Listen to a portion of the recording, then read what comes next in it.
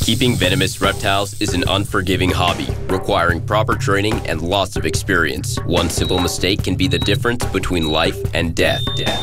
Remember, the most venomous snake in the world is the one that just bit you. There are no venomous snakes with training wheels. Just because you see viperkeeper handle snakes a certain way does not mean you should try it too. Hey, viperkeeper here at the Clobber Shaw Reptile House at the world-famous San Diego Zoo. Don Boyer, the curator, is nice enough to take some time out of his day to show us around. Let's go in and have a look. Man, look at the size of this Mangsheng viper. How long do you guess that thing is, Don? It's probably close to 7 foot. My God, look at the head. It's as big as some Bushmasters that I've seen. Oh, yeah. Yeah, we've had these are some of the adults we've had now for, I think, going on 6 or 7 years. That is just spectacular. And there's some others, folks hiding in there. The one thing that's kind of interesting about this is this has 2 doors, and for a long time we didn't have another way. So when they were under the ledge, you had to climb in here, and they're not real bad, but if you get them kind of pissed off, then you don't have a lot of room to maneuver, and they're so big they can cover the ground really quickly.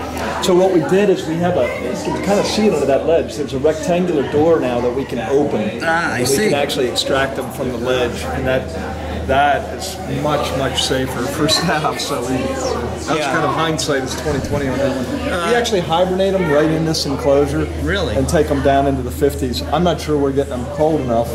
We haven't gotten reproduction except for the wild female, but we have gotten breeding. But you know, I don't know what's going on. Wild adults sometimes can be tough. So. Yeah, I've got. We have young that we're raising from that first clutch as well. Yeah, I had a male, but I sent him off to where there would be some females because they're so difficult to come by. Yeah. But I have a number of animals that are from that region that I really want to get down cold and see if I can get them to reproduce. I'm really fond of the Protobathrops xanthomelis. Yeah, we have some really nice ones of those. We actually just we were getting a lot of breeding in the past month, and we're keeping our fingers crossed. We have young that were born here from wild females, and we exchanged with LA. We're working on a collaborative program with them, and so we've got a little group of these going again, and we hope to, we've got permission to collect more this summer, and we hope to really get these guys going. Okay. And for those people listening in, these are Santa Catalina Island rattlesnakes. These are the ones that de-evolved their rattle because there was no large mammals to stomp them, so to speak. So these are the rattleless rattlesnakes of Santa Catalina Island. Very rare, very protected. Yeah, actually it's a little bit warm in here today. This is where we keep our rodents, so we usually keep this right around 70, and sometimes it gets a little bit cooler. But yeah, this is the big female, and I mean, she's beautiful. I like this one too, though. I think that's really nice. Yeah, they're pretty variable as far as, well, pattern is the same, coloration can be quite different. So these are some of the young females, or young animals we got, and there's more young on this side as well. This one's really nice too. This one just shed out. When they get ready to shed, they do look horrific, you know? You're like, oh my God. Oh yeah. And it can be a much longer period before they actually shed after they go pig. I'm pretty sure this female was bred by this male recently, so I don't know what size they're capable of reproducing, but he certainly was interested in breeding at that size. No one knows. In every reference book that I've looked, it's not possible. What does TX stand for? It's under treatment. I don't know what exactly. It's probably got a little bit of some kind of endoparasite. Yeah, probably. They've been pretty clean, though. Yeah, we haven't had big problems with them. This is a little Botrops raleigh, or Botriacus raleigh. Oh, yeah. San Antonio, Catholic. Very cool. So anyway, that's how we've been trying to. We want to get them a little more space. Actually, we want to get them on exhibit. We're going to build a new area called Africa Rocks. It's still a couple years out. We hope to have a little pool section in there and be able to do some of these guys. Hey, remember me? They're great snakes, though. Yeah, from this particular group that I brought in, I lost 2 females, and I hadn't lost any when they first come in previously, and it was, they had some parasite issues, and you try to get it cleaned up, and sometimes when they come in, they're just a little bit too far over the edge. She's gorgeous. Look at you, huh? Yeah. Yeah, and of course I clued you in. The paper's not out yet. Samir works quite effectively. Oh, good. If you have questions, get a hold of Doug Hodel at Albuquerque, because I extracted venom for him to work with when he was at Natural Toxin Resource Center. So there's a whole paper in press right now. Well, we got SAMR is what we're saying covered. Yes, that it works beautifully. They did the whole LED50 and on live mice and stuff, and Samir gave good protection. So we have multiple spaces for these guys. There's not a soft-tail in there. But we have a local project going for Pacific pond turtles. And one of the Pacific pond turtles are a species of special concern. These are animals, we took females out of the wild, got them to lay, and then took them right back to the GPS site and released them. Oh, very cool. These young are going to be grown up, and these will be our reproductive colony for animals that are then going to be released. Okay. Now, what's the general consensus about releasing, captive-born turtles back in the wild? I know people say, well, you can't do that with the ophidian species because we're afraid to introduce. We will have to work out some pre-release protocol, but these are not going to be released. It's their offspring that are going to be released. Right. They are in an area where we have other turtles, but we don't mix them. They're in their own system, so it's not foolproof, and you would have to do some diagnostics and stuff. But it's either do nothing or do something. I know. Properly controlled and worked, I believe it could be done safely, and it's not necessarily. I think habitat destruction is their biggest enemy right now. Yeah, well, we're working on some of that as well. These were all part of our Galapagos tortoise exhibit, and they weren't up very long, and visitors figured out how to tear them off the mount. So we're going to put them back up, but we had to protect them in the meantime. So, it's one of those things, What are you going to do? So these are some of the little mambas we hatched up this year. Yeah, I heard that you hatched them out. Clyde Peeling got a couple from you. Yeah, we've done them a couple years in a row now. We can breed them every year. It's just we don't have that many takers. So what happens is we'll get a clutch and see, do we have takers or do we not have takers? If there's no takers, we'll just terminate the clutch. That's really sad. I love growing these up, and actually I've got 2 or 3 of them at the Catoctin Zoo. This is a great snake. These are really great snakes. Oh. They're really smart. They're pretty calm if you captive raise them. My favorite of the mambas, though, I have to say, are the Jameson mambas. Yeah, no, I don't see a lot of those. So. Well, I've had some success keeping them alive out of the wild, and that's your first hurdle. When they come to the U.S., they come in nice and clean, generally speaking, but then they develop this really bad mouth infection, just spontaneously.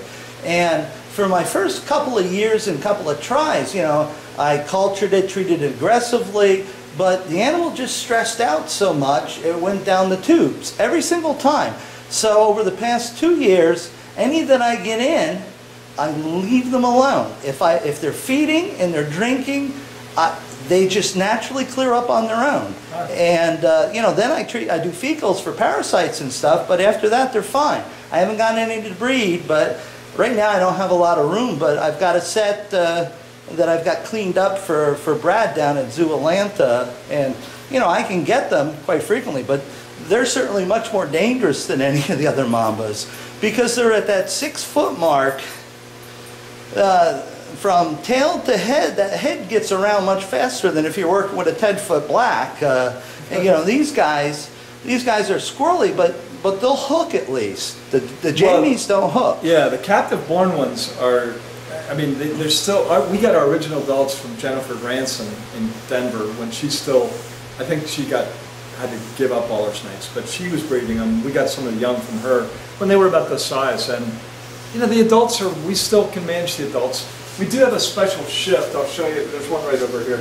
These are really cool. These are Varanid pilbarensis and burrow rock monitors. They're almost adults. Ah, they're very cool. Yeah, Varanids is something I'd like to keep. I just have such little space right now. Yeah. Oh, wait, you gotta look at the polystictus here.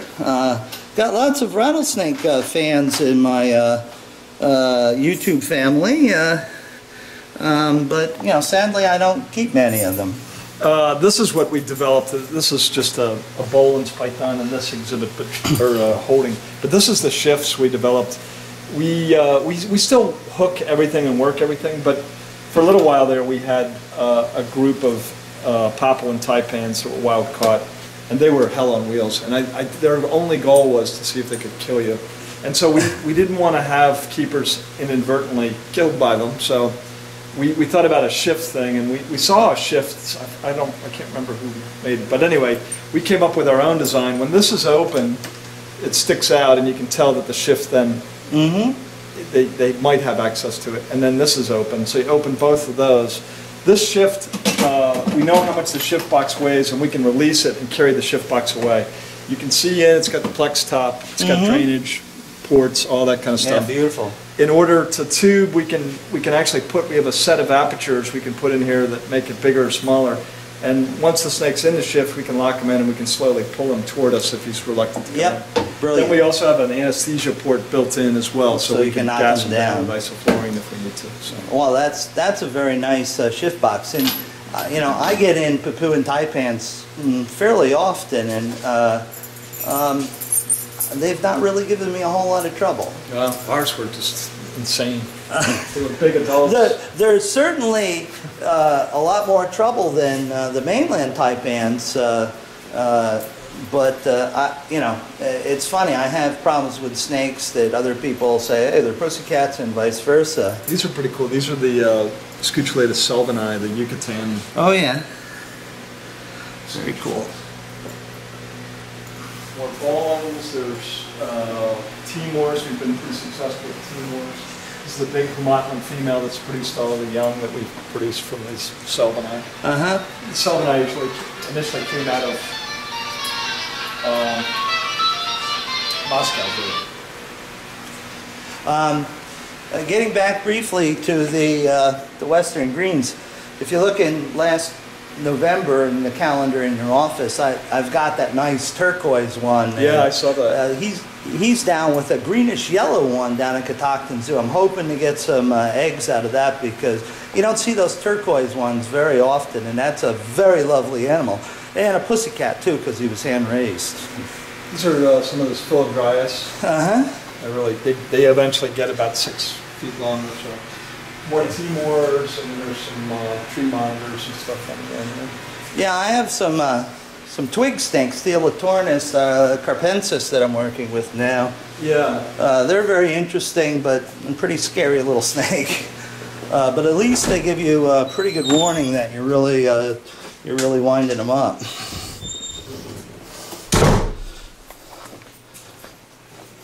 Well-stocked formulary. Of course, we have a full-time veterinary staff, and we have a big hospital, so the vets prescribe the treatments. A lot of times staff will carry out the treatments because we have a lot of animals in the collection.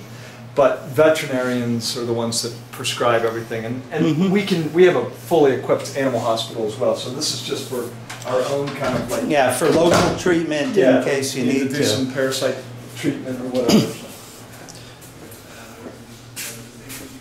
Meeting room, break area.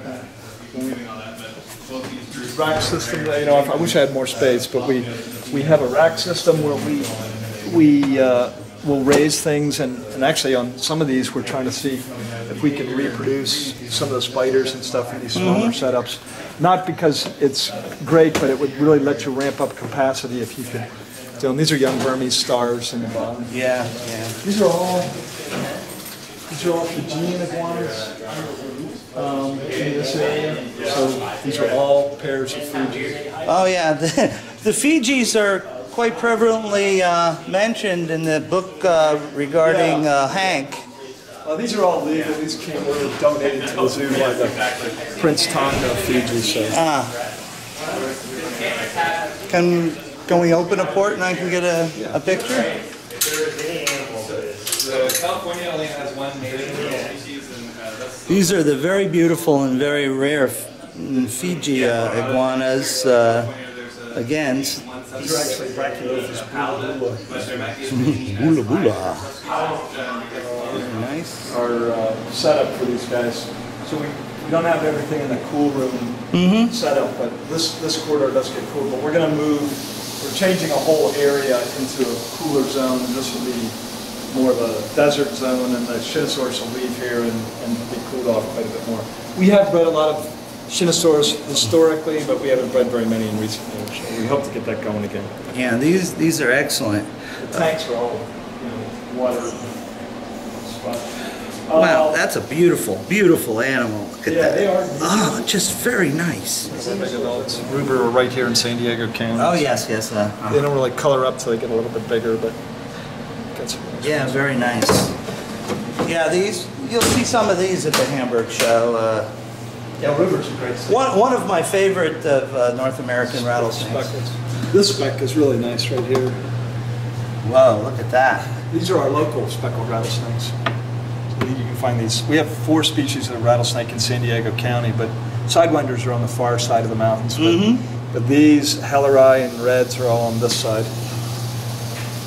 Yeah, I caution people keeping Helleri because those things are much hotter than you think. And you never, it's like one of those box of chocolate things. You never know what flavor venom you're going to get. This is a really beautiful, this is one of our captive born Xanthomelis. Oh, spunky too. Oh yeah, that's a stunner. Yeah, I've got a 3-year-old that was born at my facility, and I just introduced her to the other male. Hopefully they'll breed, but I love this species. Yeah, these are great. We sent some of the young to St. Louis, they'll do well with them, and we're going to send some to Dallas. And we've got some Mobilis down here on the bottom. Oh yeah, you don't see these very often. We're trying to get those up. Oh yes, guys, you would. Yeah, these are the very rare and expensive ones. All the stuff Don, any chance you can swing that open so I can get a clean picture? Yeah, and the polystictus that are in here can go down in those burrows, and we've collected them. We went down to the Central Plateau of Mexico and collected a bunch of these with Alan Carden, and they had a long-term project there. And it's really interesting where they are in these cornfields with these big berms and stuff. And so this was a pretty good recreation of, oh, don't do that. Venom on the end of the hook, I gotta wash it off. Well, just doing their job. Yeah. Yeah, that's certainly one of my favorite, the rattlesnakes. They're just very cool looking, but also rather foul. Hello, how are you? This is a Grillis Meraldaut. Meridianalis, yeah. Yeah, we've got those in the collection as well. One was a couple wild caughts. Don, while you have the hook, can you open this for a second? Oh, yeah. Get a quick video shot and a still. Oh, you're another beauty. Yeah, these guys are, really unfortunate that they're so difficult to come by.